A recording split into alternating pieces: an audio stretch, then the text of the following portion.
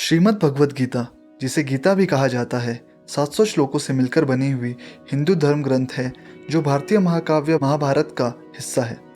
इसे पवित्र ग्रंथ के रूप में पूजा जाता है जो कुंती पुत्र अर्जुन और भगवान श्री कृष्ण के बीच कुरुक्षेत्र के युद्ध मैदान में दार्शनिक और आध्यात्मिक वार्ता को दर्शाता है। हिंदू धर्म में श्रीमद् भगवद गीता आत्मिक मार्गदर्शन और नैतिक शिक्षाओं को प्रदान करने वाले मुख्य ग्रंथों में से एक महत्वपूर्ण स्थान रखती है। श्री कृष्ण और अर्जुन के बीच संवाद में कर्तव्य, निष्कामता जैसे जटिल विषयों पर विचार किया गया है। अर्जुन नैतिक संदेहों और आंतरिक संघर्षों का सामना करते हुए कृष्ण से सलाह की तलाश में हैं, जिन्होंने जीवन के सार और कर्तव्य की यात्रा के बारे में ज्ञान दिया है। इनके बीच की बातचीत के माध्यम से गीता मौलिक सत्यों पर चर्चा करती है और जीवन की चुनौतियों का ईमानदारी और भक्ति के निर्देशन में दृष्टिकोण प्रदान करती है। गीता में कुल 18 अध्याय हैं। पहला अध्याय। युद्ध के मैदान में अर्जुन देखता है कि सामने कौरवों की सेना खड़ी है। उस सेना में उसके सगे संबंधी, मित्र, रिश्तेदार, गुरु आदि हैं जिनसे उसे युद्ध करना था। मैं इनकी हत्या कैसे कर सकता हूँ? यह सोचकर अर्जुन शोक और ग्लानि से भर उठता है। वह अपना धनुष नीचे रख देता है और अपने सारथी भगवान श्री कृष्ण से पूछता है, मैं अपने लोगों से कैसे युद्ध कर सकता हूँ? यह कहकर वह असहाय मुद्रा में रथ की गद्दी पर बैठ जाता है। दूसरा अध्याय। श्री कृष्ण अर्जुन से कहते हैं कि क्यों व्यर्थ चिंता करते हो? आत्मा तो अजर अमर है, वह कभी नहीं मरती, सिर्फ यह शरीर मरता है। यह संसार और इसके लोग तुम्हारे बनाए हुए नहीं हैं। इनके मोह में क्यों बंध रहे हो? इनके खो जाने का क्यों शोक कर रहे हो?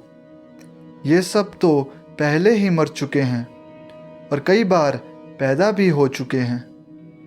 तुम्हें सिर्फ धर्म की रक्षा के लिए यह युद्ध करना है। यही एक सच्चे क्षत्रिय का कर्म है। यह सुनकर अर्जुन श्री कृष्ण से कहते हैं कि अभी भी उसके मन में बहुत से संशय हैं और उसे सब कुछ विस्तार से बताएं। तीसरा अध्याय। श्री कृष्ण कहते हैं कि हे अर्जुन, हर किसी को इस संसार में अपना कर्म करना चाहिए, लेकिन फल की इच्छा नहीं करनी चाहिए। किसी भी चीज़ में आसक्त हुए बिना कर्म करना चाहिए और वह कर्म धर्म के अनुसार किया जाना चाहिए। सारे कर्मों को ईश्वर को समर्पित किया जाना चाहिए। यदि तुम युद्ध नहीं भी करते हो तो वह भी एक कर्म ही होगा, लेकिन इससे धरती पर बुरे लोगों की संख्या बढ़ जाएगी, जिसकी वजह से पाप फैल जाएगा। इसलिए तुम मोह का त्याग कर युद्ध करो, यही तुम्हारा कर्म है। चौथा अध्याय। इस अध्याय में भगवान श्री कृष्ण ने गीता का पौराणिक इतिहास बताया है। सबसे पहले उन्होंने गीता का ज्ञान सूर्य भगवान अर्थात विवासवन को दिया था। उसके बाद उन्होंने अपने शिष्यों को यह ज्ञान दिया और यह आगे चलता गया। भगवान कहते हैं कि जब जब धर्म का नाश होता है वे अवतार लेते हैं, पापियों को दंडित करते हैं, लेकिन जो उनके प्रति समर्पित हो जाता है वे उसकी रक्षा करते हैं। यह युद्ध उनके द्वारा ही रचा गया है ताकि पापियों को दंडित किया जा सके। पांचवा अध्याय। श्री कृष्ण कहते हैं कि संन्यास का मतलब है सांसारिक वस्तुओं से विरक्त होकर ईश्वर की उपासना करना, लेकिन संन्यास लेने के लिए हर किसी को वन गमन की जरूरत नहीं है। अपना कर्म करते हुए यदि भौतिक सुखों से मोह भंग कर लिया जाए तो भी ईश्वर को प्राप्त कर सकता है। छठा अध्याय। ध्यान करने से मनुष्य अपनी इंद्रियों पर काबू पा सकता है। बाहर की चीजों से ध्यान हटाकर सिर्फ परमात्मा का ध्यान कर सकता है। निरंतर अभ्यास करते रहने से ध्यान करने वाला योगी बन जाता है। उसे सच्चे सुख प्राप्त होने लगते हैं। उसे किसी भी चीज़ की चिंता और डर नहीं रहता। वह ईश्वर को समर्पित हो जाता है। ध्यान की आखिरी अवस्था समाधि होती है। इस अवस्था में पहुंचकर योगी को ईश्वर के दर्शन होते हैं। 7वां अध्याय। श्री कृष्ण कहते हैं कि ब्रह्मांड की हर चीज उनकी ही बनाई हुई है। हर चीज में वे विद्यमान हैं। सूर्य, धरती, ग्रह, नक्षत्र, तारामंडल, ज्ञान, विज्ञान, इंद्रियां, सुख, दुख, पाप, पुण्य आदि सब उनके बनाए हुए हैं। जो मनुष्य इस बात को ज्ञान के द्वारा समझ जाते हैं वे ईश्वर को समर्पित हो जाते हैं, जबकि जो संदेह करते हैं वे संसार की भौतिक वस्तुओं को समर्पित हो जाते हैं और यही उनके दुखों का कारण बना रहता है।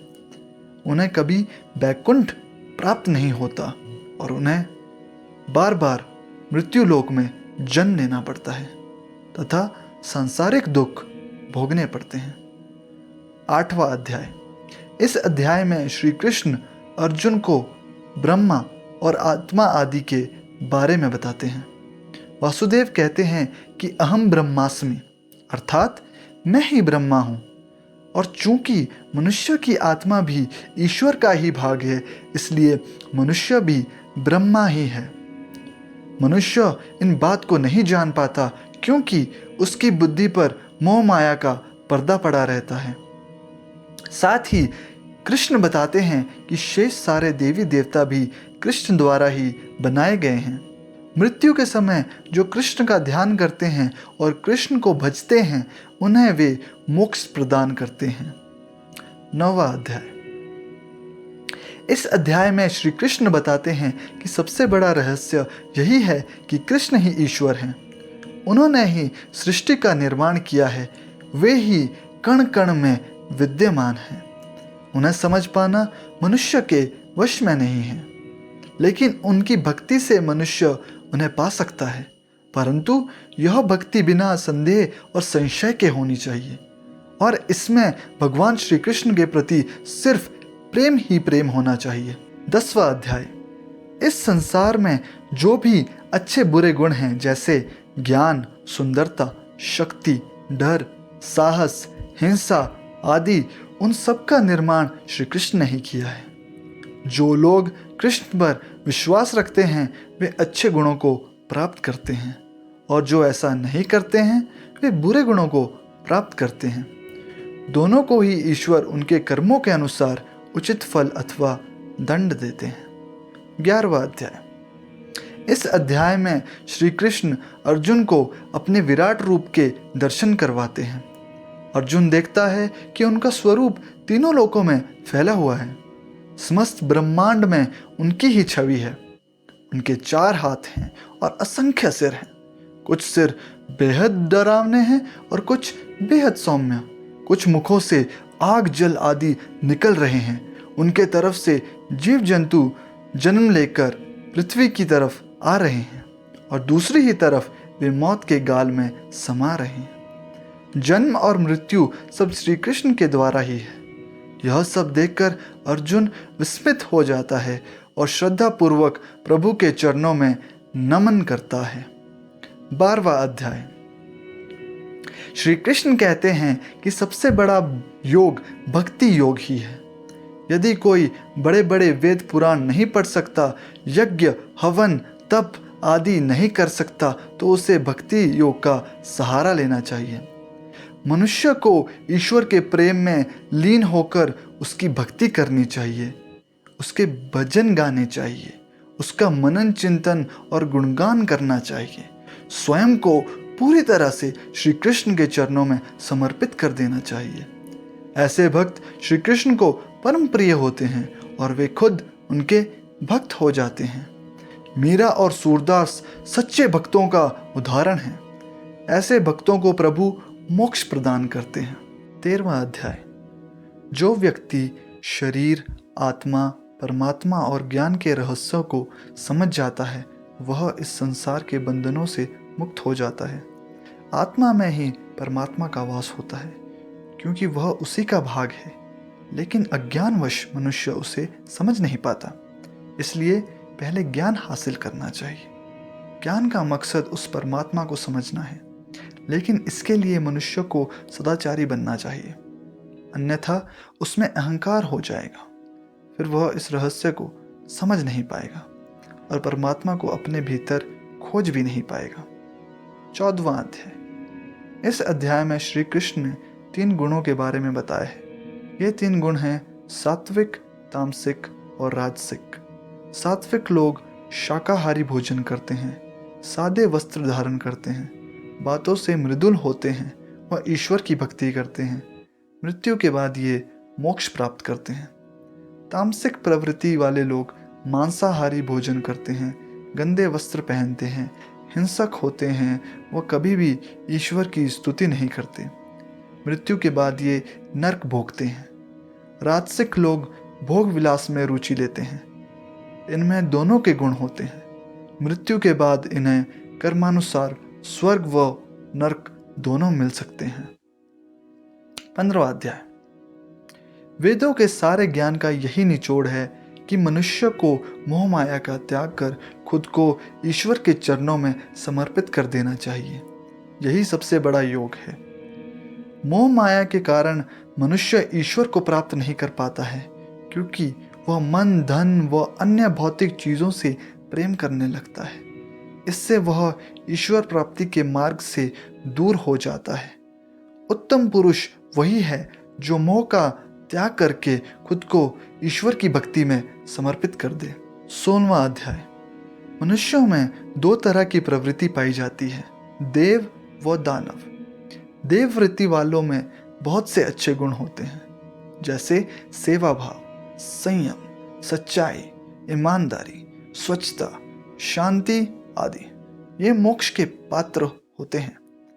इसके विपरीत दानव वृत्ति वाले लोगों में बहुत बुरे गुण होते हैं, जैसे घमंड, ईर्ष्या, क्रोध, काम वासना, हिंसा आदि। ये नरक के पात्र होते हैं। 17वां अध्याय। अर्जुन ने पूछा, जो लोग वेद पुराणों से अलग अपनी मर्जी से भक्ति करना चाहते हैं, उन्हें क्या करना चाहिए? श्री कृष्ण कहते हैं, उन्हें ओम तत्सत का पालन करना चाहिए। ओम का मतलब है ईश्वर, तत् का मतलब है मोह माया से दूर रहना और सत का मतलब है सच्चाई। अर्थात मनुष्य को मोह माया से दूर होकर सच्चे मार्ग पर चलते हुए ईश्वर की भक्ति करते रहना चाहिए। ऐसे मनुष्य को ईश्वर अपनी शरण में ले लेते हैं और मोक्ष प्रदान करते हैं। 18वां अध्याय। इस अध्याय में भगवान कृष्ण अर्जुन को मोक्ष प्राप्ति के मार्ग के बारे में बताते हैं।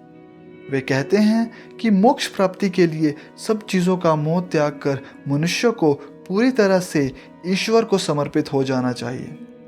अपने जीवन के हर कर्म को कृष्ण को ही समर्पित कर देना चाहिए। उनसे अथाह प्रेम करना चाहिए, उन पर पूरी श्रद्धा रखनी चाहिए, उन्हें भजते रहना चाहिए और सन्यासी की भांति किसी भी चीज़ से मोह नहीं करना चाहिए। इस प्रकार जीवन बिताने के बाद मनुष्य मोक्ष को प्राप्त कर सकता है। अंत में कृष्ण अर्जुन से कहते हैं कि अगर वह अभी भी युद्ध नहीं करना चाहता है तो वहां से जा सकता है, लेकिन विधि का विधान हमेशा होकर रहता है। कोई ना कोई उसके बदले युद्ध कर ही लेगा। लेकिन अब तक अर्जुन का सारा संशय खत्म हो चुका था। वह भगवान श्री कृष्ण को प्रणाम करता है और धर्म युद्ध के लिए तैयार हो जाता है। भगवत गीता का अर्थ क्या है?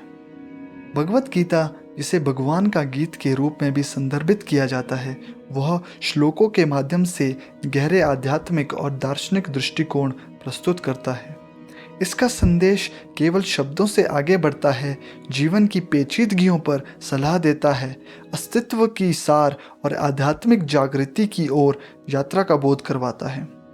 गीता में दायित्व और धर्म के बीच के नाजुक संतुलन को खोजते हुए व्यक्तियों के लिए स्वार्थ रहित रूप से कार्य करने की प्रेरणा देता है। यह कर्म योग की अवधारणा को पेश करता है, जिसे अपनी जिम्मेदारियों को समर्पितता और ईमानदारी के साथ पूरा करने की महत्वता पर जोर दिया जाता है, जबकि व्यक्तिगत लाभ की इच्छा को छोड़ देने की सलाह देता है।